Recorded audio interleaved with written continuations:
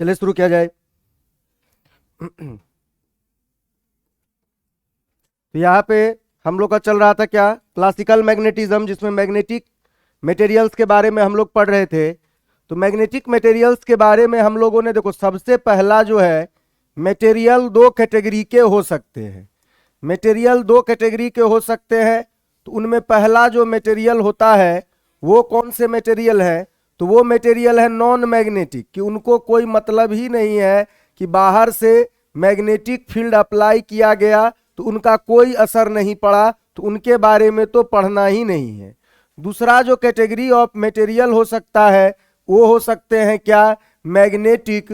तो मैग्नेटिक का मतलब क्या हुआ कि इनके ऊपर असर होगा, इनके ऊपर जो है वो इन्फ्लुएंस होगा, किसका इन्फ्लुएंस होगा, मैग्नेटिक फील्ड का, कि ये मैग्नेटिक फील्ड में इनका बिहेवियर जो है इनके सामान्य बिहेवियर से थोड़ा अलग होगा। तो ये पहला हो गया। फिर इसमें बताया गया कि अभी प्रॉपर्टीज को एक जगह इकट्ठा करेंगे तो एक प्रकार के मटेरियल्स थे जिनका एक तरह का प्रॉपर्टी हुआ तो उनको डाई मैग्नेटिक बोला गया। दूसरे वाले के लिए हम लोगों ने बोला कि ये जो मटेरियल है वो क्या कहलाए, पैरामैग्नेटिक कहलाए। और सबसे लास्ट वाला जो है वो क्या कहलाए, वो कहलाए फेरोमैग्नेटिक, कि ये हो गया फेरोमैग्नेटिक, ये इस तरीके का। फिर बोला गया ये दोनों जो है वो एक परिवार का सदस्य है और ये डाई जो है वो अकेला एक परिवार का सदस्य है, ऐसा होता है।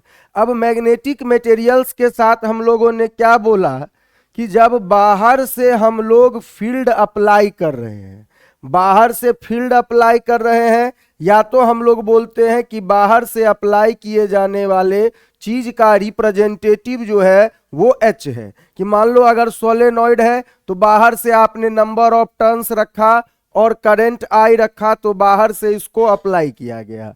सिमिलरली अगर मान लीजिए करंट लूप है तो बाहर से हम लोगों ने अप्लाई किया आई और रेडियस ऑफ लूप कितना है, इसके बराबर। तो बाहर से जब ये अप्लाई किया गया तो अगर यहाँ पे कुछ नहीं होता, वैक्यूम होता, तो मैग्नेटिक फील्ड जो क्रिएट होता वो म्यू नॉट टाइम्स क्रिएट होता, यहाँ भी म्यू नॉट टाइम्स क्रिएट होता। अगर यहाँ मटेरियल है तो कुछ और होगा। इस H के अप्लाई करने की वजह से हम लोग क्या बोलते हैं कि इस मटेरियल का मैग्नेटाइजेशन होगा, कि इसके जो शॉर्ट एटॉमिक मैग्नेटिक डाइपोल्स हैं वो एक खुद को अलाइन करेंगे, और मैग्नेटाइजेशन वेक्टर का मतलब हुआ कितना मैग्नेटिक मूवमेंट आया डिवाइडेड बाय वॉल्यूम। ये पहला बात बोला गया था कि बाहर से फील्ड आया तो सभी अलाइन हुए और उसकी वजह से मैग्नेटाइज होके इतना का बना magnetisation vector.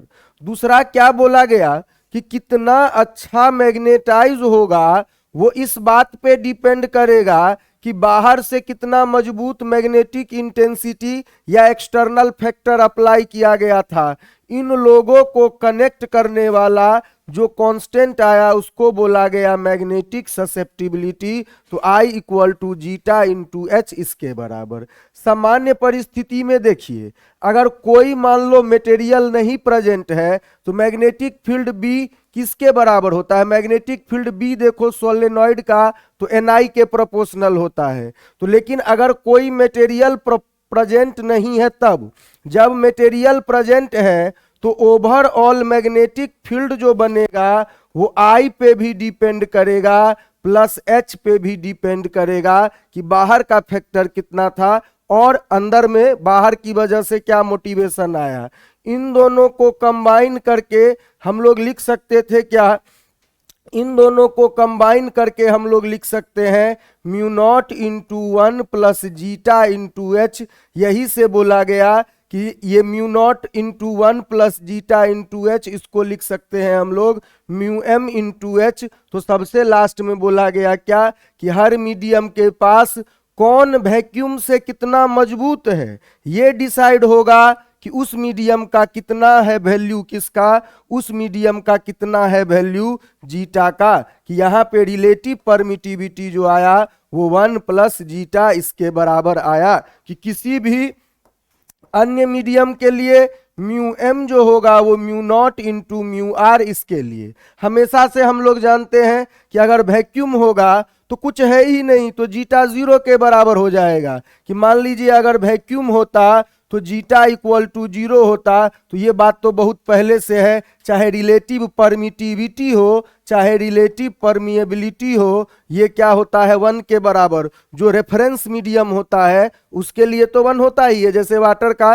Relative density one के बराबर है। तो ये ऐसा इन्हीं बातों को ध्यान रखना है, जिसमें आपको बोला गया था न्यूमेरिकल इन्हीं तीन बातों पे आ सकता है कि रिलेटिव परमिएबिलिटी जो होता है इसका वैल्यू इतना, और परमिएबिलिटी ऑफ मीडियम होता है उसका वैल्यू इतना।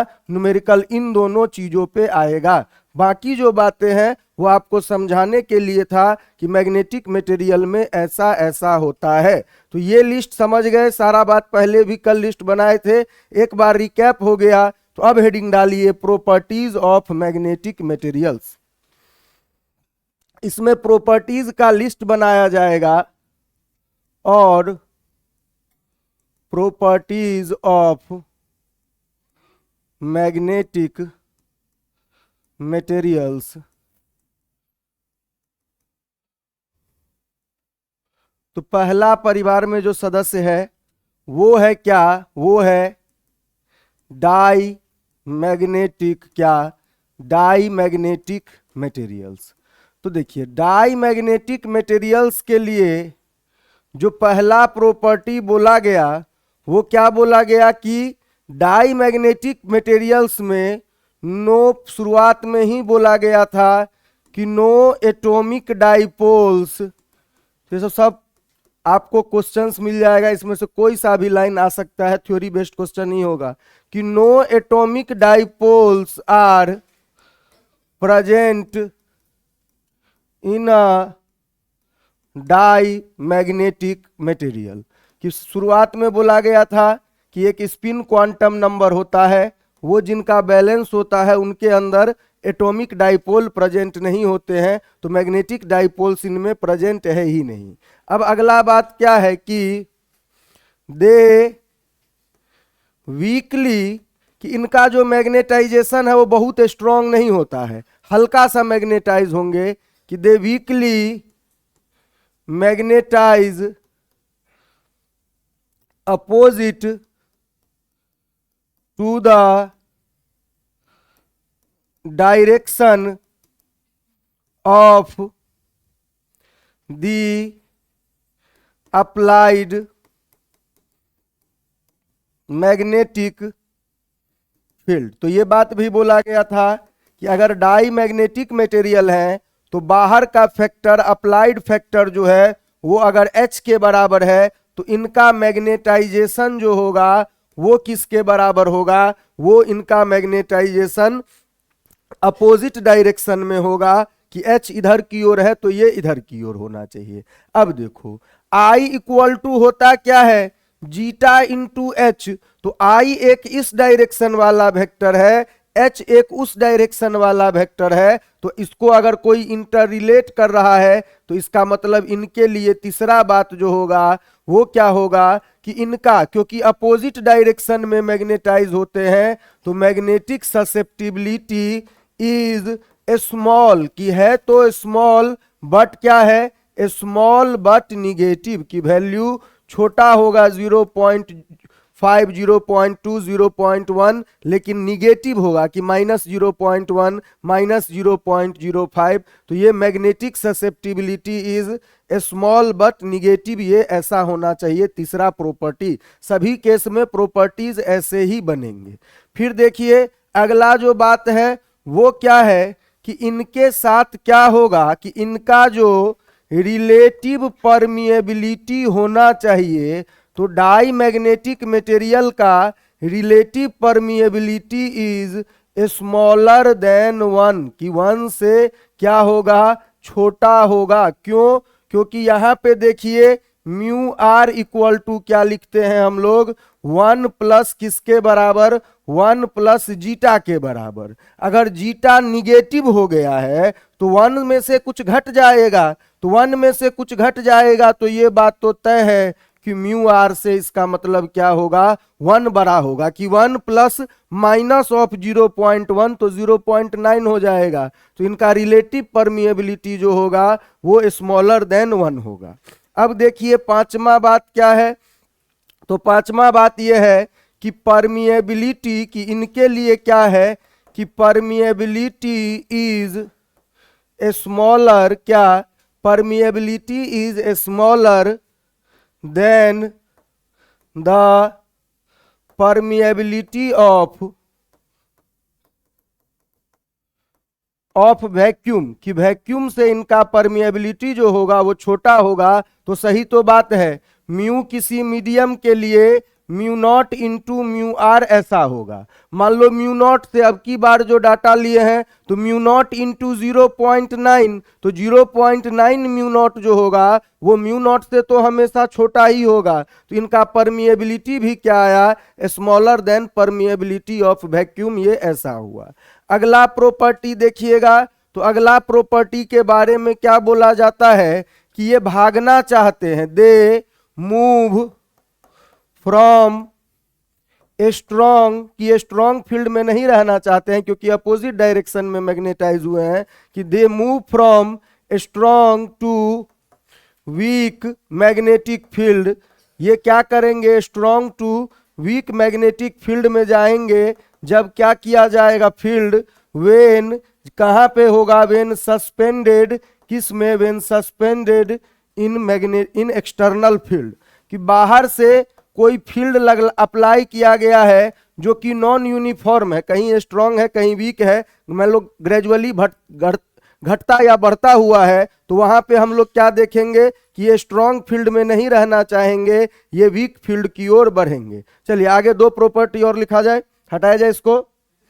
चलिए इसको लिख लीजिए, जैसे यहाँ पे 8 प्रॉपर्टी लिखे हैं, 8 बार लिखना है पैरा में और 8 बार लिखना है फेरो में, और है सब एक ही जैसा, उसी चीज को आप रिपीट कर रहे होंगे, और पैरा और फेरो में तो सब कुछ वही होगा। बस क्या होगा, पैरा एक छोटा भाई की तरह बिहेव करेगा और फेरो उसी काम को बहुत लार्ज क्वांटिटी में करेगा। तो इसीलिए बोला गया डाई मैग्नेटिक एक परिवार का सदस्य है। देखो यहाँ एटॉमिक डाइपोल नहीं है, पैरा में रहेगा। ये वीकली मैग्नेटाइज अपोजिट डायरेक्शन में, पैरा होगा सेम डायरेक्शन में। मैग्नेटिक ससेप्टिबिलिटी निगेटिव है, उनका पॉजिटिव होगा। म्यू आर इनका लेस देन 1 है, उनका मोर देन 1 होगा। परमिएबिलिटी इनका लेस देन वैक्यूम है, उनका मोर देन वैक्यूम होगा। ये स्ट्रॉन्ग टू वीक फील्ड में जा रहे हैं, वो लोग वीक टू स्ट्रॉन्ग फील्ड में जाएंगे। उसी तरीके से अगला 2 प्रॉपर्टी देखेंगे, तो ये अगर एक बार 8 याद है तो सबके लिए याद हो जाएगा, एक परिवार ये है और एक परिवार वो है, ऐसे याद रखेंगे। तो चलिए इसको हटाया जाए। चलिए अगला जो 7 नंबर प्रॉपर्टी है, क्या बोला जाता है कि magnetic field lines number inside the diamagnetic material is less than the outside। देखिए मान लीजिए सामान्य कोई जगह है, यहाँ पे मैग्नेटिक फील्ड लाइंस इस तरीके से एग्जिस्ट करते हैं। यहाँ पे लाके अगर मैं एक डाई मैग्नेटिक मटेरियल को डाल दूं, तो हम लोग तो जानते हैं कि इसके अंदर का जो नेट फील्ड है वो कम हो जाएगा। तो बाहर से देखो, अगर इतना जगह में 3 लाइन जा रहा है तो अंदर से इतना जगह में 2 ही लाइन जा रहा है, इतना ज्यादा जगह है, तो बाहर में फील्ड लाइंस की संख्या ज्यादा होगी, अंदर में कम। ये इसीलिए होगा कि अपोजिट डायरेक्शन में मैग्नेटाइज हुआ है ना। मान लो ये बी क्या है, ये बी आउटसाइड है, और यहाँ का मान लीजिए इसके अंदर का मैग्नेटिक फील्ड देखिएगा, तो बी इनसाइड जो है वो क्या है, बी इनसाइड बहुत छोटा है बी आउटसाइड से, क्योंकि ये अपोजिट डायरेक्शन में मैग्नेटाइज हुआ है। तो जहां फील्ड क्या हो गया, कमजोर हो गया, वहां फील्ड लाइंस की संख्या घट जाएगी। तो अंदर में फील्ड लाइंस कम है और बाहर में फील्ड लाइंस ज्यादा है। सबसे लास्ट प्रॉपर्टी क्या है कि इनका जो मैग्नेटिक ससेप्टिबिलिटी है, कि मैग्नेटिक ससेप्टिबिलिटी किनके लिए, तो magnetic susceptibility of diamagnetic material कि इनका जो मैग्नेटिक ससेप्टिबिलिटी है, material is independent of temperature, कि ये जो है वो टेम्परेचर पे डिपेंड नहीं करता है।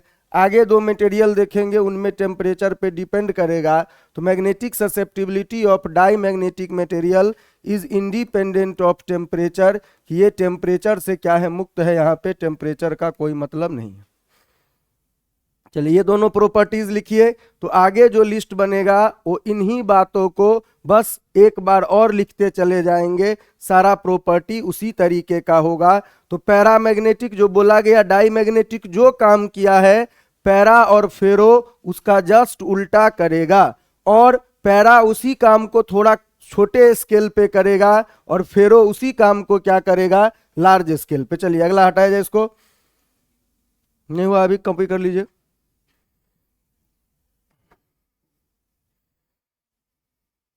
चलिए हटा दिया जाए। चलिए अगला देखते हैं फिर।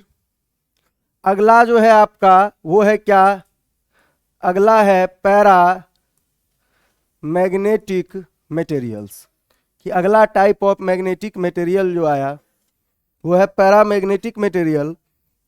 तो इसमें देखिए सबसे पहला प्रॉपर्टी जो था कि वहां पे एटॉमिक डाइपोल नहीं थे, तो यहाँ पे क्या होगा कि atomic dipoles are present in the paramagnetic material.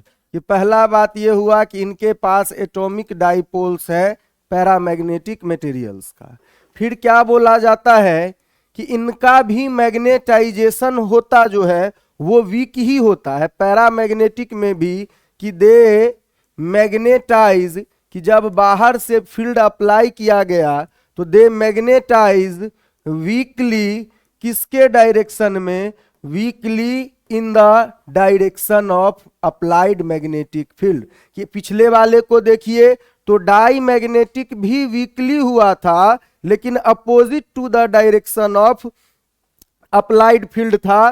Paramagnetic भी वीकली हो रहा है लेकिन they magnetize weakly in the direction of क्या, जिस डायरेक्शन में है आपका अप्लाइड मैग्नेटिक फील्ड, कि ये जो है उसी डायरेक्शन में मैग्नेटाइज होंगे जिस डायरेक्शन में ये मैग्नेटाइज होगा। तो जब फेरो आएगा सारा बात यही रहेगा, क्या बोला जाएगा, दे मैग्नेटाइज स्ट्रांगली। ये बहुत ही जबरदस्त मैग्नेटाइजेशन होता है किसमें, जो आपके फेरो मैग्नेटिक मटेरियल हैं उनमें। इन द मैग्नेटिक फील्ड कहने का मतलब ये है कि H ऐसा है तो I होगा मैग्नेटाइज सेम डायरेक्शन में होगा लेकिन बहुत स्मॉल मैग्नेटाइजेशन होगा। हम लोग जानते हैं I equal to zeta into H है, तो इस बार तो दोनों वेक्टर सेम डायरेक्शन में है। मतलब यहाँ पे अगला बात क्या है, डाई को याद कीजिए, मैग्नेटिक ससेप्टिबिलिटी क्या था, तो magnetic susceptibility was a small negative. यहाँ पे क्या है, magnetic susceptibility is a small, है स्मॉल बट है कैसा, बट है पॉजिटिव। क्यों, क्योंकि सेम डायरेक्शन में क्या हुआ है, सेम डायरेक्शन में यहाँ पे मैग्नेटाइजेशन हुआ है। ज्यादा नहीं हुआ है इसीलिए छोटा है, लेकिन है क्या उसी डायरेक्शन में, इसीलिए क्या है पॉजिटिव है। ठीक है, अगर फोर्थ प्रॉपर्टी देखिएगा तो रिलेटिव जो है आपका क्या, रिलेटिव जो अपना होना चाहिए परमिएबिलिटी, तो रिलेटिव परमिएबिलिटी इज क्या, relative permeability is more than one, कि वन से ज्यादा होना चाहिए। क्यों, क्योंकि रिलेटिव परमिएबिलिटी जो होता है mu R equal to 1 plus zeta के बराबर। जीटा भले ही छोटा है 0.1 है बट है तो पॉजिटिव, तो 1 प्लस 0.1 होगा इस बार। तो म्यू आर क्या होना चाहिए, म्यू आर अब की बार ग्रेटर देन 1 होना चाहिए, कि ये ऐसा होगा। चलिए अगला बात देखते हैं। तो अगला क्या है, पांचवा प्रॉपर्टी, तो ये क्या होगा, इसका परमिएबिलिटी भी क्या होगा कि ये वैक्यूम से अच्छा मीडियम होगा, कि वैक्यूम से ज्यादा फील्ड दे सकता है। कि परमिएबिलिटी ऑफ क्या, permeability of paramagnetic material is क्या, इज मोर देन वैक्यूम, कि वैक्यूम से क्या होगा, इसका जो परमिएबिलिटी होगा वो ज्यादा होगा। तो ये मोर देन वैक्यूम ऐसा होगा। तो ये बात आप खुद ही देख रहे हो कि म्यू किसी मीडियम का mu naught into mu R इसके बराबर। अब की बार म्यू आर 1 से बड़ा है तो म्यू नॉट इंटू 1.1, तो ये बात तय है कि म्यू एम जो होगा वो क्या होगा, म्यू नॉट से बड़ा होगा। तो ये वैक्यूम से ज्यादा मजबूत मटेरियल है मैग्नेटिक फील्ड के मामले में। चलिए अगला बात जो था वो क्या था कि किधर से किधर मूव करेगा। तो यहाँ पे देखिए व्हेन फ्रीली सस्पेंडेड, कि जब इनको फ्रीली सस्पेंड किया जाएगा, कि when freely suspended in external field, कि इनको एक्सटर्नल फील्ड में आजाद कर दिया गया है कि जैसे रहना है वैसे रहो एक्सटर्नल फील्ड, तब क्या होगा कि दे मूव फ्रॉम, इनको चाहिए क्या मजबूत फील्ड, कि they move from weak to strong field, कि ये क्या करेंगे वीक टू। अब बाकी जो प्रॉपर्टी है वो सभी पैरा और फेरो में से भी होगा। वीक टू क्या, वीक टू स्ट्रॉन्ग फील्ड, कि ये क्या करेंगे वीक से स्ट्रॉन्ग फील्ड की ओर जाना चाहेंगे। तो आप खुद ही देख सकते हैं डाई में जो था उसका सारा उल्टा बात यहाँ पे हो रहा है। सब कुछ थोड़ा थोड़ा हो रहा है कि वीकली है मैग्नेटाइजेशन, स्मॉल है जीटा बट पॉजिटिव है, परमिएबिलिटी जो है वो भी वैक्यूम से थोड़ा ज्यादा होगा, मान लो वैक्यूम से 1.1 टाइम्स 1.2 टाइम्स। जब वहां पे देखेंगे फेरो में तो वैक्यूम से 500 गुना 1000 गुना, ऐसा ऐसा भी हो सकता है इसके लिए फेरो के लिए। चलिए इसको हटाया जाए, कॉपी कर लीजिए पहले। तो बस यही लिस्ट याद रखना है, एक बार सारा सीक्वेंस समझ गए तो बाकी बातें ऑटोमेटिकली याद हो जाएगी। चलिए इसको हटाया जाए। चलिए अगला स्लाइड देखते हैं फिर। सातवां प्रॉपर्टी क्या था, सातवां प्रॉपर्टी था नंबर ऑफ फील्ड लाइंस के बारे में। तो नंबर ऑफ फील्ड लाइंस, तो ये तो सेम डायरेक्शन में मैग्नेटाइज हुआ है तो इसके अंदर तो मैग्नेटिक फील्ड बढ़ जाना चाहिए ना। Number of field lines inside a paramagnetic material, क्या बोला जा रहा है कि number of field lines inside a paramagnetic material is क्या, इज मोर देन आउटसाइड। सही बात है। अगर यहाँ पे देखिएगा, मान लीजिए यहाँ पे कोई फील्ड ऑलरेडी एग्जिस्ट कर रहा है, इस तरीके का फील्ड है। अब यहाँ पे क्या कर दिया गया, एक पैरामैग्नेटिक मटेरियल को लाके रख दिया गया। तो यहाँ पे ये क्या है, ये आपका बी आउट है जो कि अभी भी प्रेजेंट है। यहाँ पे देखिए ये बी इन है, तो यहाँ पे तो अंदर में तो दो दो बातें हो गई ना, कि एक मदद कर रहा है बाहर वाला कि ये भी प्रेजेंट है और एक अपना खुद का मोटिवेशन है। तो बी इनसाइड जो होगा वो बी आउट से ज्यादा होगा, तो अंदर में ही फील्ड लाइंस का डेंसिटी ज्यादा होगा बाहर के तुलना में। तो इसीलिए अंदर में फील्ड लाइंस जो होंगे वो मजबूत होंगे। सबसे आठवां बात ये है कि आठवां बात को लिखाने के लिए सबसे पहले लिख देते हैं, फिर इसी के नीचे लिख दीजिएगा, फेरो में भी वो वैलिड होगा, कि क्या बोला जाता है कि इनके लिए मैग्नेटिक ससेप्टिबिलिटी जो होता है, magnetic susceptibility decreases with the rise in temperature, कि जैसे जैसे टेम्परेचर बढ़ेगा वैसे वैसे इनका मैग्नेटिक ससेप्टिबिलिटी जो है वो घटता चला जाएगा। तो ये तो इसका एक प्रॉपर्टी है। इस प्रॉपर्टी को समझाने के लिए क्यूरी नाम के आदमी ने एक नियम दिया, तो उसको बोला जाता है क्यूरी लॉ। तो क्यूरी लॉ का मतलब क्या होता है कि तो डाई मैग्नेटिक का नहीं, इन्हीं दोनों के लिए, पैरा और किसके लिए, द पैरा और फेरो के लिए, कि the magnetic susceptibility of a material, कि यहां पे क्या बोला जा रहा है कि the magnetic susceptibility of a material is inversely proportional to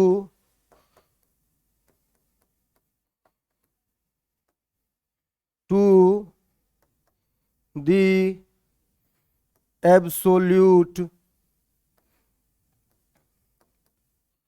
temperature, कि यहाँ पे क्या बोला गया कि जो आपका मैग्नेटिक ससेप्टिबिलिटी है zeta is inversely proportional to temperature, कि जीटा जो होगा वो इन्वर्सली प्रोपोर्शनल टू टेम्परेचर होगा, और zeta equal to something C/T ऐसा लिख सकते हैं, प्रोपोर्शनैलिटी हटाने का कांस्टेंट। तो देखिए यहाँ पे अगर वेरिएशन का ट्रेंड देखें तो जैसे जैसे जीटा को क्या होना चाहिए, जीटा को घटना चाहिए जैसे जैसे टेम्परेचर बढ़ेगा, कि जीटा जो है वो टेम्परेचर पे डिपेंड करता है। अगर टेम्परेचर का बढ़ने का मतलब क्या है, मैग्नेटिक प्रॉपर्टी को ये लॉस कर रहा है, कि मैग्नेटिक प्रॉपर्टी स्मॉलर टेम्परेचर पे ही क्या होता है, मजबूत होता है। जैसे जैसे टेम्परेचर बढ़ेगा वैसे वैसे मैग्नेटिक प्रॉपर्टी का लॉस होगा। ये अप्लीकेबल किसके लिए है, डाई में पहले ही लिखा दिया गया कि उसका टेम्परेचर इंडिपेंडेंट है, तो पैरा और फेरो के लिए ही क्यूरी लॉ वैलिड है।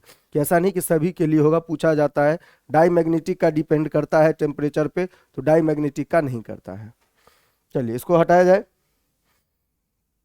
चलिए इसको कॉपी कर लीजिए। अब सबसे लास्ट जो कैटेगरी है, यही 8 बात उसमें लिखना है, लेकिन उसमें थोड़ा सा पहला बात जो है वो वहां पे अलग है। वो भी पूछा जाता है कि डोमेन ग्रोथ किसके लिए होता है, तो फेरोमैग्नेटिक मटेरियल लिखिए।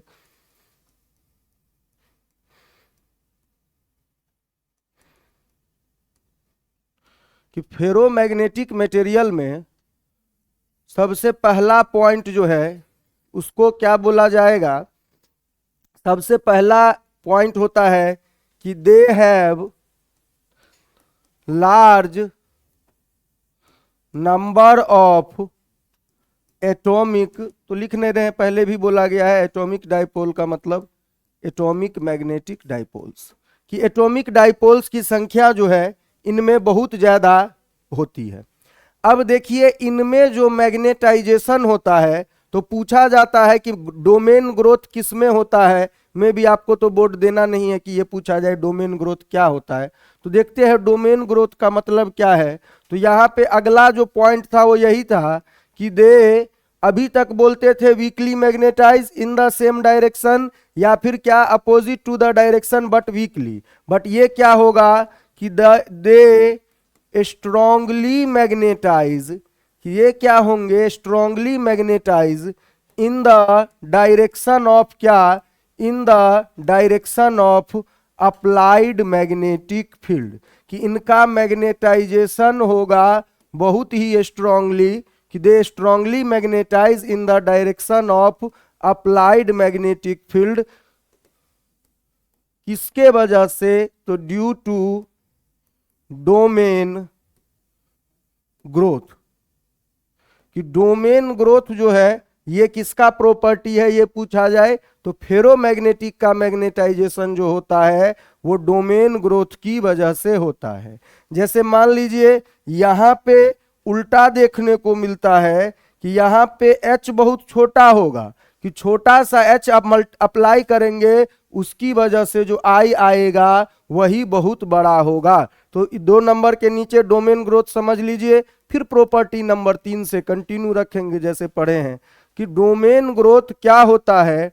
तो डोमेन ग्रोथ का मतलब क्या होता है कि इनके पास जो ये सबसे पहले डोमेन का मतलब क्या हुआ, डोमेन का मतलब हुआ कि ये एक बंडल है, कि डोमेन का मतलब क्या हुआ कि बंडल ऑफ एटॉमिक मैग्नेटिक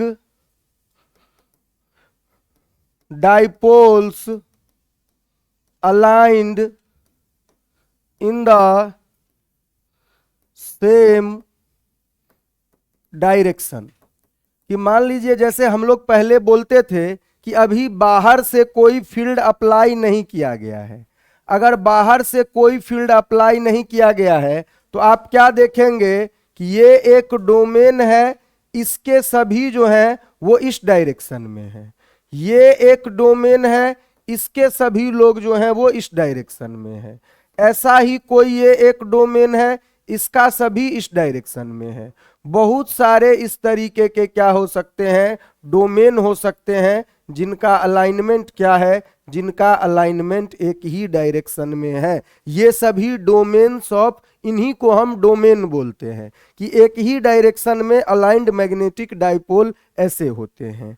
अब डोमेन ग्रोथ का मतलब क्या होता है, कि डोमेन ग्रोथ का मतलब ये होता है कि डोमेन ग्रोथ का मतलब क्या हुआ कि वेन क्या होगा, मान लो कहीं से एक्सटर्नल फील्ड अप्लाई किया गया, तो when external field is applied, जब बाहर से क्या होगा, when external field is applied the domains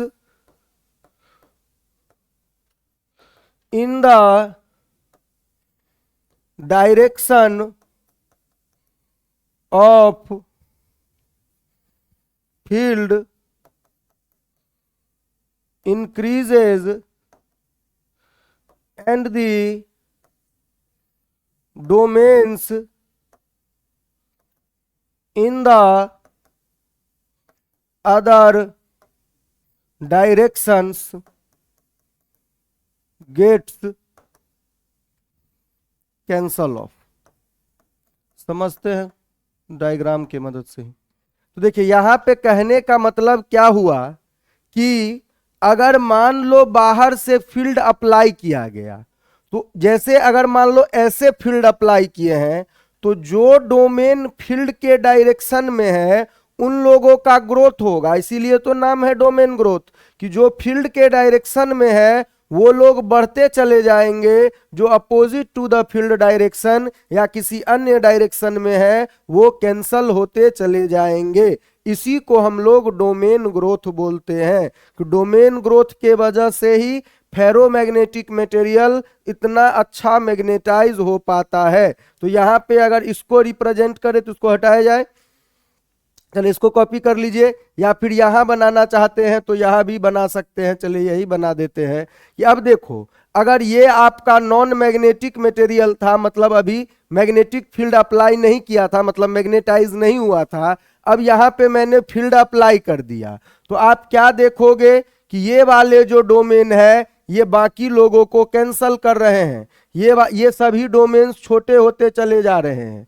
फिर देखिएगा ये वाले जो डोमेन्स हैं जो फील्ड के डायरेक्शन में है वो बड़े होते चले जा रहे हैं, ये वाले डोमेन्स जो हैं वो बड़े होते चले जा रहे हैं, बाकी उल्टा डायरेक्शन वाले डोमेन्स छोटे हो जाएंगे। सबसे लास्ट में देखेंगे केवल वही डोमेन्स बच गए जो फील्ड के डायरेक्शन में थे, और इस तरीके से एक्सीलेंट मैग्नेटाइजेशन होता है कि बाकी ऑल अदर डोमेन्स खुद को छोटा कर लेते हैं या गायब हो जाते हैं, और जो डोमेन्स फील्ड के डायरेक्शन में पड़े हैं उनका ग्रो होगा, इसीलिए तो इनको बोला जाता है domain growth.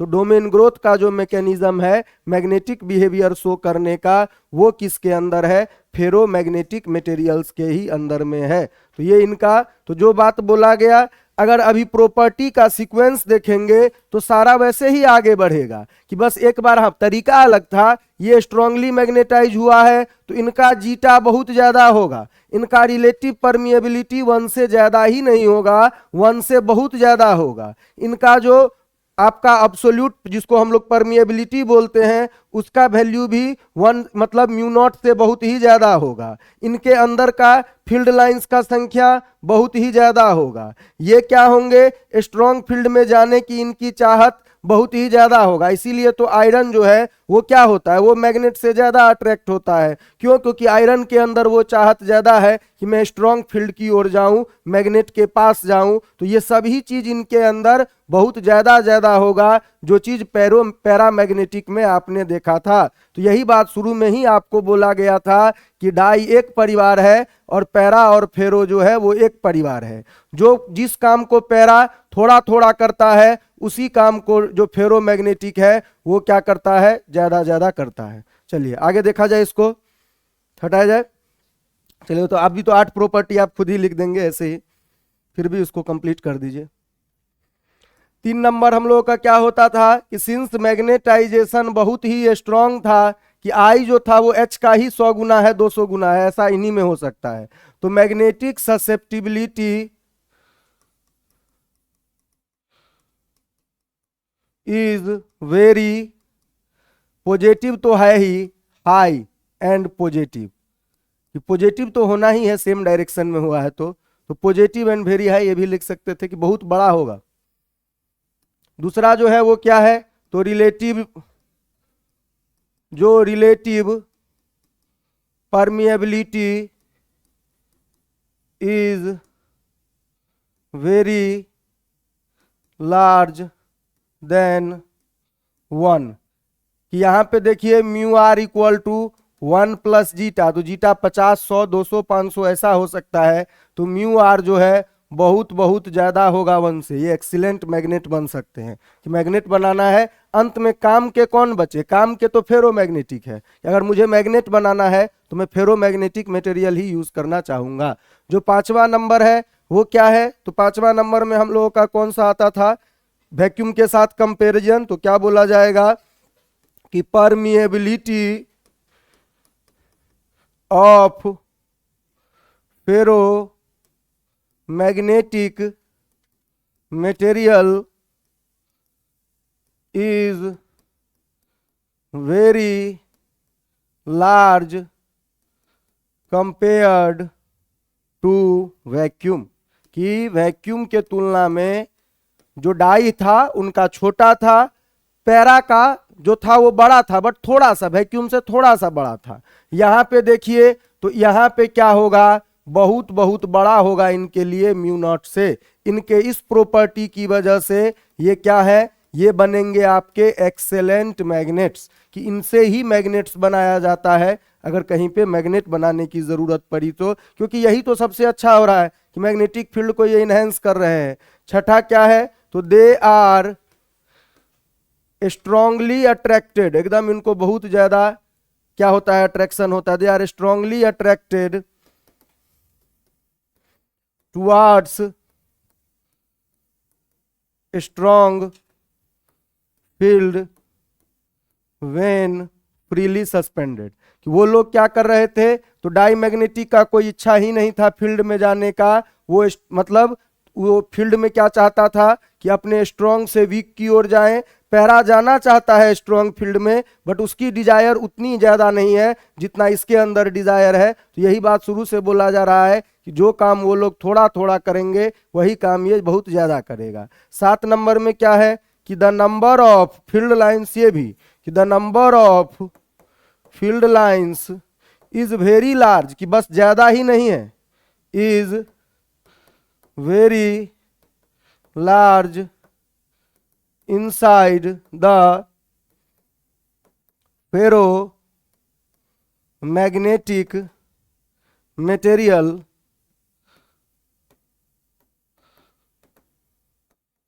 compared to outside, कि ये बात के लिए भी अब कोई आपको एक्सप्लेनेशन की जरूरत नहीं पड़ना चाहिए कि यहाँ पे बाहर में कोई फील्ड अप्लाई किया गया है तो ये आउटसाइड का फील्ड ऐसा है। अब अंदर में देखिए यहाँ पे जब फेरोमैग्नेटिक मटेरियल को लाया गया तो ये जो अंदर वाला फील्ड है वो बहुत बहुत लार्ज होगा, सिर्फ बड़ा ही नहीं होगा बल्कि बहुत बहुत बड़ा होगा अंदर वाला फील्ड। बाहर वाले जो अप्लाइड फील्ड था उसकी वजह से तो अंदर में जो फील्ड लाइंस होंगे उनकी संख्या बहुत बहुत बहुत ज्यादा हो जाएगा कंपेयर टू आउटसाइड। तो ये ऐसा होगा। चलिए सबसे लास्ट 8 नंबर बचा है, उसको लिख के कुछ प्रॉब्लम्स करिए, उसका आंसर बताइए। हटाया जाए इसको, पहले कॉपी कर लीजिए।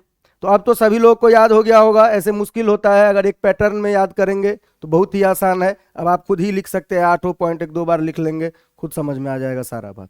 और इतना कहानी लिख के लिखने का थोड़ी जरूरत है, आप तो लाइंस में लिख सकते हैं कि क्या होना चाहिए, मैग्नेटाइज कैसे होगा, जीटा क्या होगा, म्यू आर क्या होगा, म्यू एम क्या होगा। चलिए इसको हटा दिया जाए। चलिए सबसे लास्ट बात जो है 8 नंबर वो टेम्परेचर के ऊपर था, तो द क्यूरी लॉ तो ऑलरेडी लिख चुके हैं कि द मैग्नेटिक ससेप्टिबिलिटी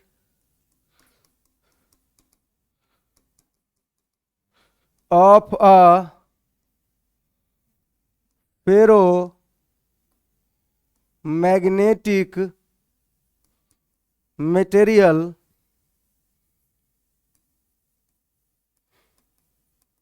क्या होता है, decreases with rise in temperature, कि टेम्परेचर बढ़ाएंगे तो इनका भी क्या होगा, मैग्नेटिक परमिएबिलिटी जो ससेप्टिबिलिटी है वो घट जाएगा। तो जीटा इनके लिए भी, ये तो क्यूरी का नियम ऑलरेडी लिख चुके हैं कि zeta is inversely proportional to temperature. यहाँ पे क्या बोला जाता है कि एक विशेष पॉइंट होता है जिसको हम लोग क्या बोलते हैं, जिसको हम लोग बोलते हैं क्यूरी पॉइंट।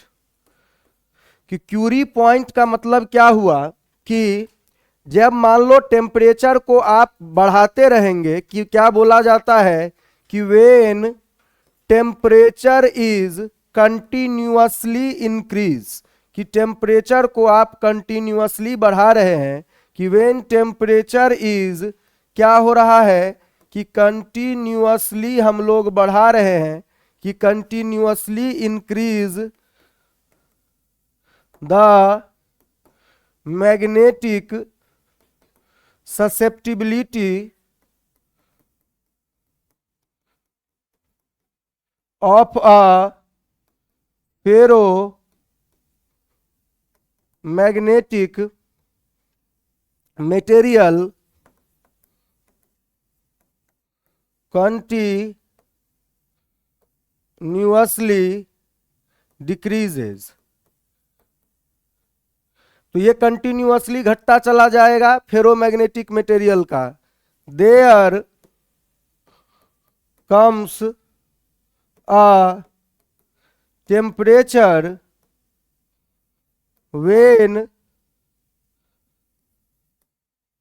अ ferromagnetic material becomes paramagnetic. कि देखो एक दिन तो आएगा भाई, घटते जा रहा है घटते जा रहा है, जिसका ससेप्टिबिलिटी कभी जीवन में 50 था, घटते घटते बचा 1.2, तो वो क्या होगा, जो फेरोमैग्नेटिक मटेरियल है वो पैरामैग्नेटिक मटेरियल बन जाएगा। This temperature is called Curie temperature या Curie point. This temperature is called, कि क्यूरी पॉइंट एक टेम्परेचर है, कॉल्ड क्यूरी टेम्परेचर। जैसे बॉइलिंग पॉइंट बोलते हैं तो टेम्परेचर को क्या बोला जाता है, और क्यूरी पॉइंट, जैसे बॉइलिंग टेम्परेचर को बॉइलिंग पॉइंट बोलते हैं, वैसे ही क्यूरी टेम्परेचर को क्यूरी पॉइंट भी बोलते हैं। तो कहने का मतलब क्या हुआ कि अगर एक फेरोमैग्नेटिक मटेरियल है उसको क्या किया गया, कंटिन्यूअसली हीट किया गया, तो फेरोमैग्नेटिक मटेरियल को हीट करते करते एक ऐसा टेम्परेचर आएगा जहां पे क्या होगा, फेरोमैग्नेटिक मटेरियल जो है, ये पूछा जाता है कि क्यूरी पॉइंट का क्या मतलब है, पैरामैग्नेटिक फेरो होता है कि डाईमैग्नेटिक फेरो होता है कि फेरो पैरामैग्नेटिक, तो ये क्यूरी पॉइंट का मतलब हुआ। जैसे मान लीजिए हम लोग देखते हैं क्या ट्रांसफार्मर वगैरह में, तो एसी में देखेंगे ट्रांसफार्मर का भी अरेंजमेंट, तो ट्रांसफार्मर वगैरह में क्या होता है कि वहां पे प्रेजेंट होते हैं जो आयरन का ही होता है, वहां पे जो कोर होता है जिसको कोर ऑफ ट्रांसफार्मर बोला जाता है, तो वो आयरन वगैरह का होता है। एक तरफ से वाइंडिंग ऐसे होता है और एक तरफ से ऐसे होता है, तो इसीलिए आयरन का कोर जो है वो हर जगह यूज किया जाता है कि आयरन एक एक्सीलेंट फेरोमैग्नेट है। तो आप कभी कभी सुनते होंगे कि ट्रांसफार्मर का तेल खत्म हो गया, तो क्या होता है ट्रांसफार्मर में तेल का कोई इंजन है क्या जिसको तेल डाल के चलाया जाता है, सुनते हैं ना जी, ट्रांसफार्मर में तेल खत्म हो गया या तेल उसका लीकेज हो रहा है, नहीं सुने हैं ऐसा? नहीं, आप लोग अभी नया जनरेशन में रहते हैं, मैं भी। पहले के जमाने में बिजली का समस्या बहुत था, आज से 20 साल पहले इतना ज़्यादा फ्रिक्वेंटली इलेक्ट्रिसिटी अवेलेबल नहीं था। उस जमाने में ट्रांसफार्मर उड़ जाता था, उसका तेल खत्म हो जाता था, तो ये सब चीज़ें पहले बहुत होती थी। तो वहाँ पे देखिए क्या होता था कि ये ऐसा क्यों होता है, क्योंकि ट्रांसफार्मर में जो है वो यहाँ पे करंट फ्लोइंग वायर्स ही तो हैं, इतने बड़े बड़े कॉइल्स हैं, तो ट्रांसफार्मर में क्या होता है, टेम्परेचर कंटिन्यूअसली इंक्रीज होते रहता है। तो ये जो ट्रांसफार्मर में ऑयल होता है उसका पर्पस क्या होता है, कूलिंग करवाना, कि कूलिंग के लिए अरेंजमेंट सब जगह जरूरत होता है। मान लीजिए गाड़ी वगैरह में क्या होता है, जो रेडिएटर होता है, तो रेडिएटर का भी तो काम यही है कूलिंग करवाना। तो वहाँ पे गाड़ी वगैरह में रेडिएटर जो कूलिंग कराता है वो पानी के सहारे कराता है, ट्रांसफार्मर में ऑयल के सहारे करवाया जाता है। अगर ये कूलिंग नहीं होगा तो क्या होगा? आपने ट्रांसफार्मर में आयरन कोर यूज किया था कि ये बहुत अच्छा सा फेरोमैग्नेटिक मटेरियल है, और उसका टेम्परेचर बढ़ता रहेगा, पता चलेगा कि वो पैरामैग्नेटिक बन गया, तो जिस पर्पस के लिए ट्रांसफार्मर बनाया गया था वो काम करना बंद कर देगा। तो ट्रांसफार्मर में टारगेट ये है कि टेम्परेचर कंटिन्यूअसली इंक्रीज ना करे, नहीं तो क्या माना जाता है कि करीब 727 डिग्री सेल्सियस पे क्या होता है कि जो अपना आयरन है या जो भी बोलिए स्टील, आयरन जो है वो फेरो से किधर की ओर चला जाता है, वो फेरो से पैरा की ओर चला जाता है। ये इसका क्यूरी पॉइंट है, आयरन का क्यूरी पॉइंट है इतना। तो यहाँ पे अगर कंटिन्यूअसली टेम्परेचर बढ़ेगा, ये तो मान लो कि बदलने का हो गया, 100% फेरो से पैरा बदल गया। मान लीजिए बना था ट्रांसफार्मर 27 डिग्री सेल्सियस पे, और उसमें जो स्टील यूज किया गया उसका परमिएबिलिटी, मान लीजिए इसका जीटा का वैल्यू 80 के बराबर था। अब यहाँ से अगर जीटा 80 के बराबर है तो यहाँ से अब मान लो टेम्परेचर बढ़ के पता चला 300 डिग्री सेल्सियस हो गया, तो यहाँ पे जो 80 से इसका वैल्यू घट के 20 के बराबर हो जाएगा। तो ये तो बहुत दिक्कत वाला बात हो गया ना कि 80 के लिए डिजाइन किया गया है, 20 बन गया। तो इसीलिए ऑयल के मदद से क्या किया जाता है, कंटिन्यूअसली इसको कूल किया जाता है। तो फेरोमैग्नेटिक मटेरियल सबसे एक्सीलेंट मैग्नेट है। अब प्रॉपर्टीज का लिस्ट देख के ट्रेंड आपको समझ में आ गया होगा। जितना भी अभी कुछ क्वेश्चन हम लिखेंगे, क्वेश्चन लिखना आपको लगेगा कि टाइम वेस्ट हो रहा है, क्योंकि इन्हीं 8 में से कुछ ना कुछ आपको आंसर दे देगा। स्टिल कुछ क्वेश्चंस कर लीजिए। चलिए क्वेश्चन शुरू किया जाए। चलिए इसको हटाया जा रहा है, तो पहला जो बोला गया वही से लिखिए। क्या बोला जा रहा है कि इफ द मैग्नेटिक ससेप्टिबिलिटी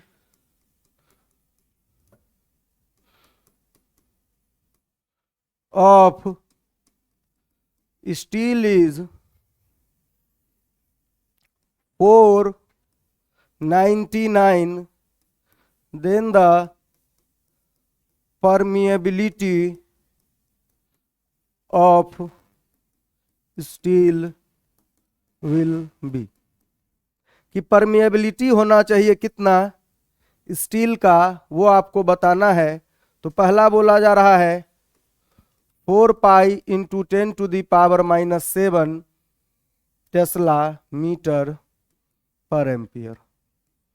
अगला बोला जा रहा है कि 2 पाई इंटू 10⁻⁻7 टेस्ला मीटर पर एम्पियर। अगला बोला जा रहा 4 पाई इंटू 10⁻⁻4 टेस्ला मीटर पर एम्पियर। सबसे लास्ट बोला जा रहा है क्या, 2 पाई इंटू 10⁻⁻4 टेस्ला मीटर पर एम्पियर। बताइए कौन सा हो रहा है?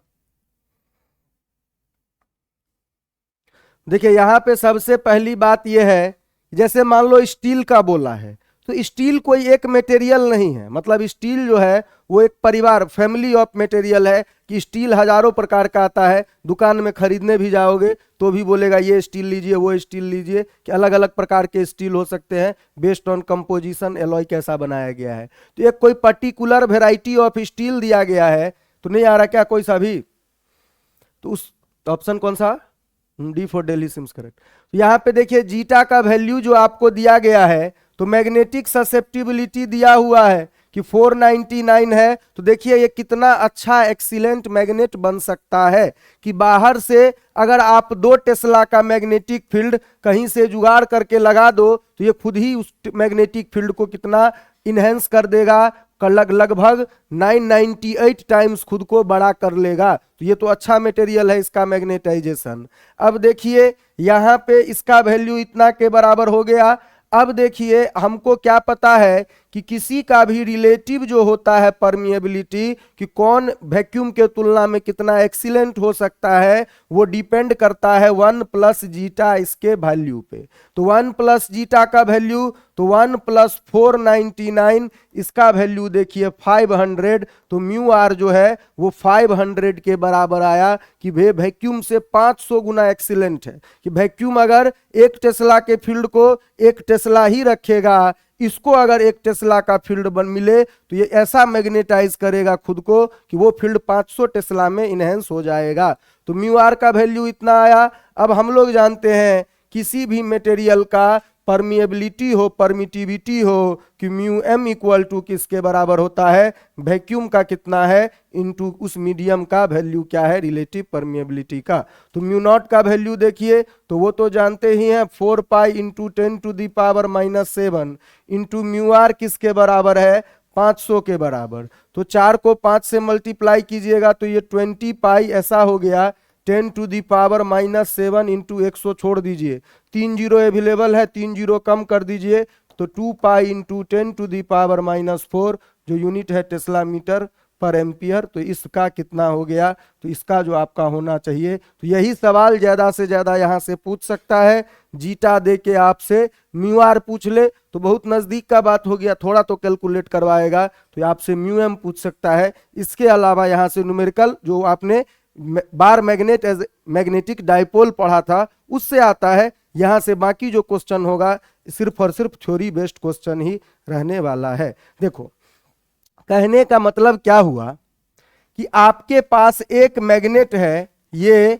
परमानेंट मैग्नेट है, मतलब जो फेरोमैग्नेटिक वगैरह है वो परमानेंट मैग्नेट थोड़े ही है, वो ये आपके पास क्या है, एक परमानेंट मैग्नेट है।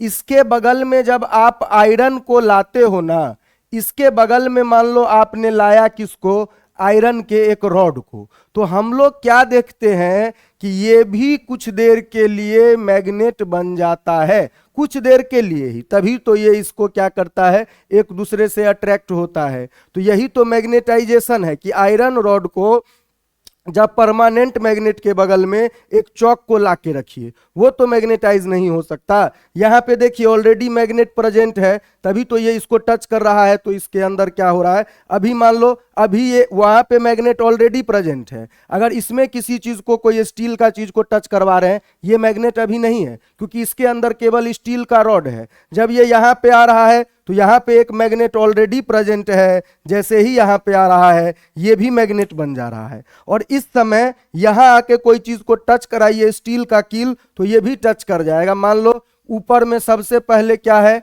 ऊपर में सबसे पहले परमानेंट मैग्नेट है, उसके अंदर क्या लगा दो, एक आयरन का रॉड, तो ये लोग दूसरे से कांटेक्ट में रहेंगे। इसके नीचे एक क्या लगा दीजिए, इसके नीचे आप एक स्टील का क्या लगा दीजिए, कील लगा दीजिए, तो वो भी इसके कांटेक्ट में होगा। इसके नीचे कील लगा दो, सब के सब कुछ देर के लिए मैग्नेट बन गए। जैसे ही इस परमानेंट मैग्नेट को उठा लो, सब के सब क्या हो जाएंगे, इन सब का मैग्नेटिज्म खत्म हो जाएगा। तो ये जो मटेरियल्स हैं इनका मैग्नेटिक बिहेवियर सिर्फ और सिर्फ मैग्नेटिक फील्ड में ही दिखता है। मैग्नेटिक फील्ड उठा लिया जाएगा, तुरंत से इसका मैग्नेटिक बिहेवियर खत्म हो गया। कि जब ये यहां पे है तब इसमें, इसके अंदर मैग्नेटिक का गुण है, मैग्नेटिक फील्ड से बाहर चला गया, अब कोई मैग्नेटिक गुण नहीं है इसके अंदर। तो यही है मैग्नेटाइजेशन। मैग्नेटाइजेशन का मतलब यही बात हुआ। चलिए अगला क्वेश्चन लिखा जाए। क्या बोला जा रहा है कि if a diamagnetic material is brought near a magnet, it's get attracted by south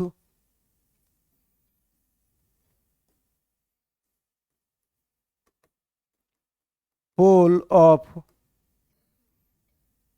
magnet, north pole of magnet, both south and north pole। अगला क्या,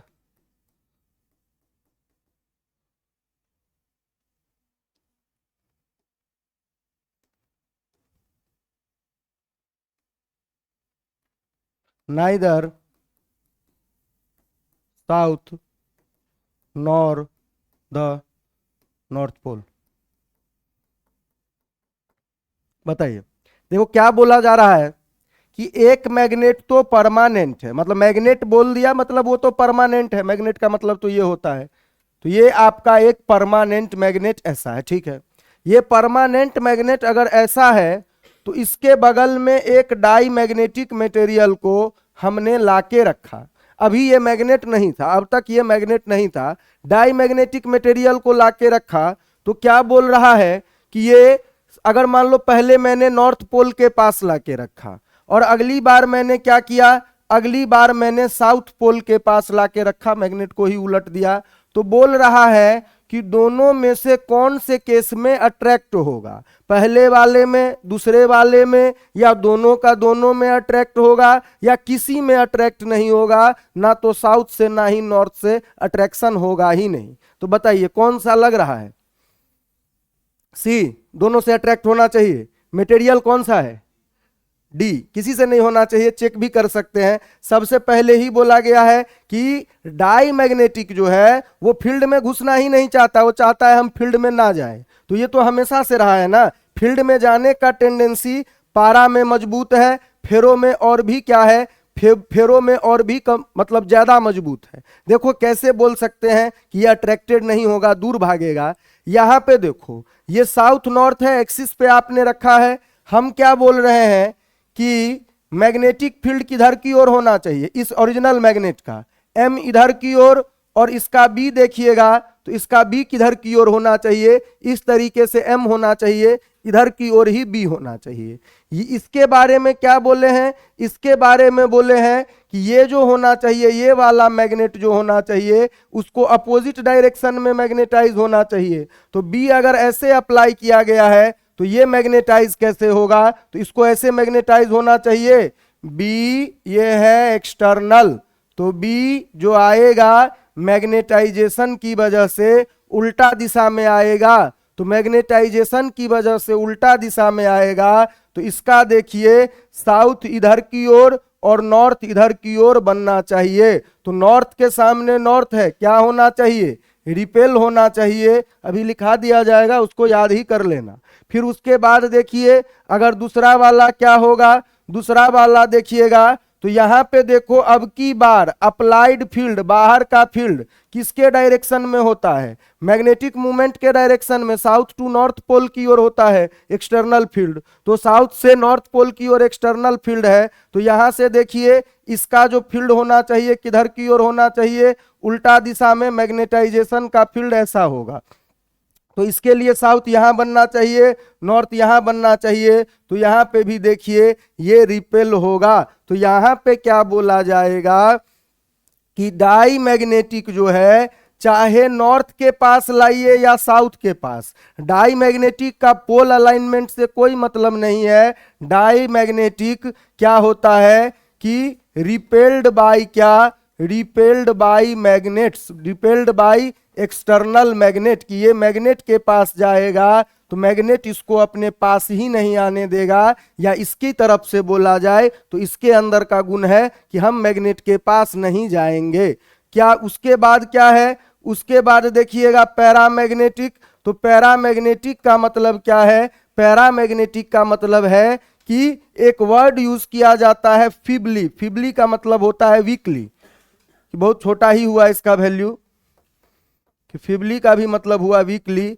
तो वीकली अट्रैक्टेड, कि ये जो है मैग्नेट को देख के अट्रैक्शन होगा लेकिन बहुत छोटा सा। तो जैसा फील्ड के लिए था कि ये फील्ड में जाना चाहता है स्ट्रॉन्ग फील्ड की ओर, मान लो ये क्या बोला गया था, स्ट्रॉन्ग की ओर नहीं जाना चाहता है, तो मैग्नेट के पास तो स्ट्रॉन्ग फील्ड होगा ना, मैग्नेट से दूर वीक फील्ड होगा। तो ये स्ट्रॉन्ग में जाना ही नहीं चाहता है, वीक में रहना चाहता है। पैरामैग्नेटिक के लिए बोला गया था जाना चाहता है लेकिन स्लोली स्लोली उसके अंदर एफिनिटी है बट उतना स्ट्रॉन्ग नहीं है। तो अगला मटेरियल कौन सा है, तो अगला मटेरियल जो है अपना, वो है अपना फेरोमैग्नेटिक मटेरियल। तो फेरोमैग्नेटिक मटेरियल के लिए क्या बोला जाएगा कि ये अट्रैक्ट होते हैं कैसे, तो स्ट्रांगली अट्रैक्टेड बाय क्या, strongly attracted by external field या एक्सटर्नल मैग्नेट, जो भी बोलिए। अट्रैक्टिव मैग्नेट भी क्या है, फील्ड ही तो क्रिएट कर रहा है, तो मैग्नेट के पास ही तो मजबूत फील्ड होगा।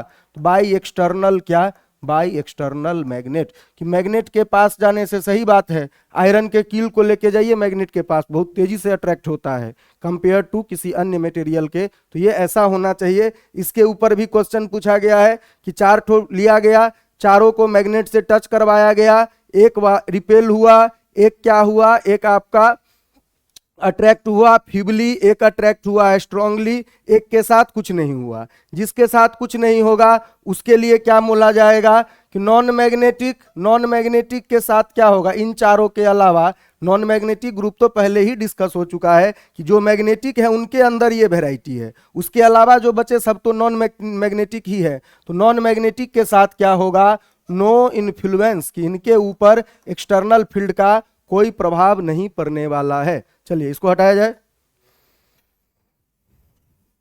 अगला क्वेश्चन लिखिए जी। चलिए इसको कॉपी कर लीजिए।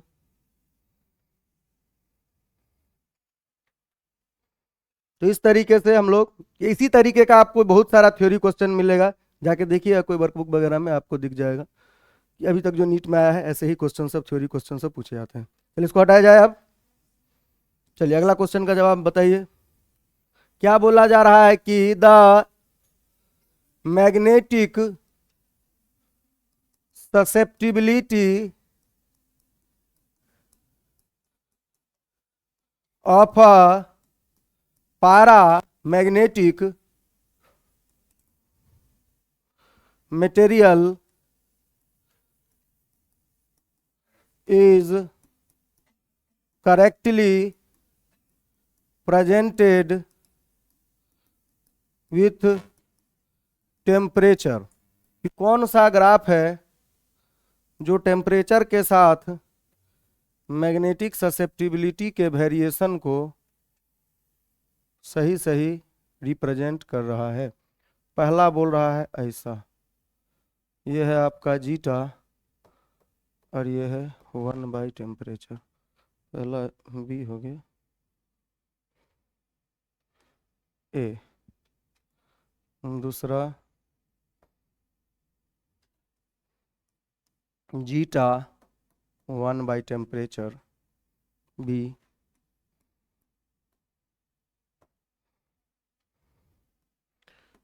जीटा 1 / टेम्परेचर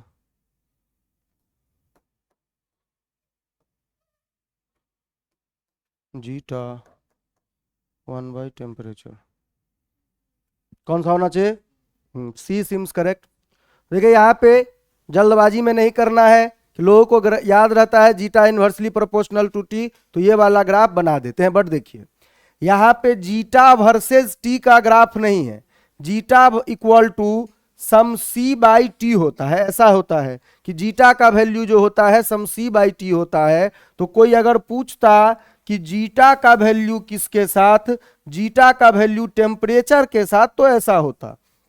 यहां पे देखिए सभी जगह 1 / टेम्परेचर है, तो 1 / टेम्परेचर को कुछ हम क्या मान लेते हैं, 1 / टेम्परेचर को हम कुछ मान लेते हैं x। तो जीटा इक्वल टू किसके बराबर आया, तो c इंटू एक्स के बराबर आया, कि वेरिएबल तो अपना 1 / टेम्परेचर है ना, तो जीटा किसके ऊपर, 1 / टेम्परेचर के तो पावर 1 के ऊपर डिपेंड करता है। तो वेरिएशन स्ट्रेट लाइन होना चाहिए कि ये कैसा के बराबर आया, कि y equal to M X के बराबर आ रहा है, कि variation is not with respect to T, it is 1 / T. तो टेम्परेचर के साथ 1 / टी, ऐसे भी आप सोचिए जैसे जैसे टी बढ़ेगा वैसे वैसे 1 / टी घटेगा, कि अगर टी को आप इंक्रीज करेंगे तो 1 / टी क्या होगा, 1 / टी घटता चला जाएगा, और 1 / टी घटता चला जाएगा तो ससेप्टिबिलिटी क्या होना चाहिए, बढ़ते चला जाना चाहिए। तो अगर 1 / टी क्या हो रहा है, 1 / टी बढ़ते, मतलब 1 / टी का वैल्यू बढ़ते चला जा रहा है, कि यहाँ पे 1 / टी का कंट्रीब्यूशन जो होगा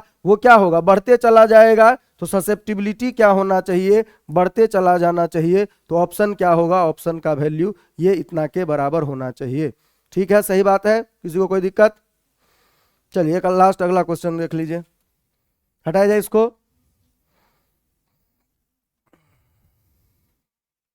तो इसमें क्या बोला जा रहा है कि if the magnetic movement of atomic dipoles present inside a paramagnetic and diamagnetic material is mu p and mu d, then तब बताइए, पहला बोला जा रहा है कि म्यू पी का वैल्यू जो होना चाहिए वो 0 के बराबर और म्यू डी का वैल्यू नॉन जीरो होना चाहिए ऐसा। दूसरा बोला जा रहा है म्यू पी भी 0 होना चाहिए, म्यू डी भी 0 होना चाहिए। अगला बोला जा रहा है कि म्यू पी जो होना चाहिए वो नॉन जीरो होना चाहिए और म्यू डी 0 होना चाहिए। सबसे लास्ट बोला जा रहा है म्यू पी भी नॉन जीरो और म्यू डी भी नॉन जीरो। बताइए कौन सा सही हो रहा? तो जितना भी क्वेश्चन लिखा जा रहा है सबका जो आंसर है वो उन्हीं 8 कहानी में लिखा हुआ है जो तीनों के लिए बारी बारी से लिखा गया। तो सबसे पहले देखिए पैरामैग्नेटिक और डाईमैग्नेटिक ऑर्डर बदल दिया है कि याद ना रहे। मान लो अगर याद ना रहे तो लोग डाईमैग्नेटिक पैरामैग्नेटिक कौन था, तो डाई के नाम में डाई छुपा हुआ, डाई का मतलब 2 होता है, तो ये अकेला 2 के लिए काफी है। यही याद रखिए कि एक परिवार में ये अकेला है क्योंकि इसके नाम में ही 2 है। तो डाईमैग्नेटिक के बारे में क्या बोला गया था? डाईमैग्नेटिक के बारे में बोला गया था कि नो एटॉमिक डाइपोल, तो जिसके अंदर एटॉमिक डाइपोल ही प्रेजेंट नहीं है वहां डाइपोल का डाइपोल मूवमेंट होगा क्या? तो म्यू डी किसके बराबर होना चाहिए? तो एटॉमिक डाइपोल का डाइपोल मूवमेंट 0 के बराबर होना चाहिए। कि यहाँ का जो म्यू है, अब सिंबल का क्या कर सकते हो, रिलेटिव वाला म्यू नहीं है, तो म्यू डी इसका वैल्यू 0 के बराबर क्या बोला है? Inside a magnetic movement of atomic dipole present is mu P and mu D. तो मैग्नेटिक मूवमेंट को इस बार नाम दे दिया गया ना जी, जिसको आप एम पी एम डी बोलते उसको म्यू पी म्यू डी बोल दिया है। तो यहां से देखिए म्यू डी का वैल्यू 0 के बराबर।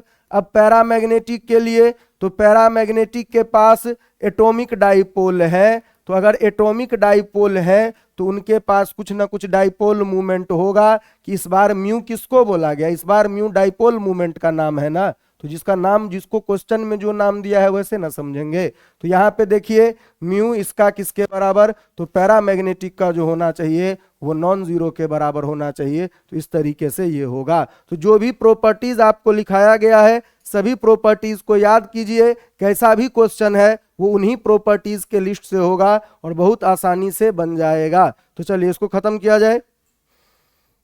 तो ये इसके साथ आपका खत्म होता है क्या कि मैग्नेटिज्म एंड मैटर, इसमें खत्म होता है। यहाँ पे अभी के समय में पहले ही बोला गया आपका कि earth magnetism is no more in syllabus. तो पहला जो इंपॉर्टेंट टॉपिक था वो था बार मैग्नेट के बारे में कि bar magnet as magnetic dipole, और दूसरा जो इंपॉर्टेंट प्रॉपर्टी था वो था different types of magnetic materials, उनके बारे में।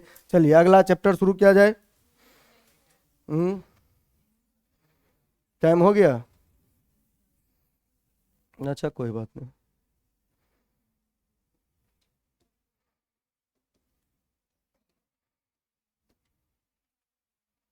जब तक आपका ऑप्टिक्स नहीं आएगा, बीच में जो चैप्टर्स हैं वो छोटे छोटे हैं, ऑप्टिक्स के बाद भी जो चैप्टर्स हैं वो भी छोटे छोटे हैं। ऑप्टिक्स एक आपका बड़ा यूनिट बचा हुआ है, बाकी चैप्टर्स जो हैं इसी तरीके से आपका खत्म होगा।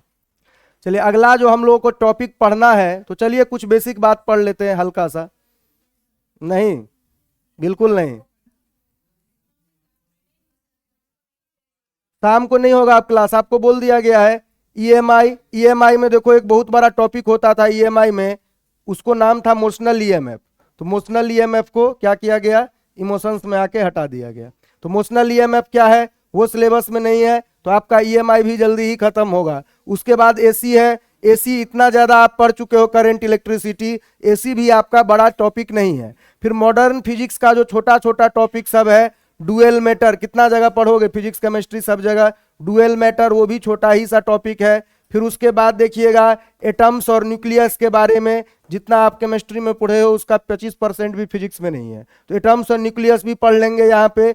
उसके बाद आपका इलेक्ट्रोमैग्नेटिक वेव, वो भी छोटा सा ही टॉपिक है। इलेक्ट्रॉनिक डिवाइसेस में भी ट्रांजिस्टर्स को हटा दिया गया है, तो वो भी उतना बड़ा बचा नहीं है, तो सेमीकंडक्टर हो गया। ये सब मिला के जितना टाइम लेगा आपको, उतना के बराबर एक टॉपिक बचा हुआ है, क्या? ऑप्टिक्स। बस हो गया, इतना तो आपका पार्ट बचा हुआ है, तो इसीलिए इवनिंग में अब कोई जरूरत नहीं है। कल शुरू किया जाएगा, क्या? कल शुरू किया जाएगा आपका टॉपिक इलेक्ट्रोमैग्नेटिक इंडक्शन। तो क्या होता है इलेक्ट्रोमैग्नेटिक इंडक्शन, वो कल से देखेंगे। चलिए आज के लिए इतना ही, ठीक है, थैंक यू।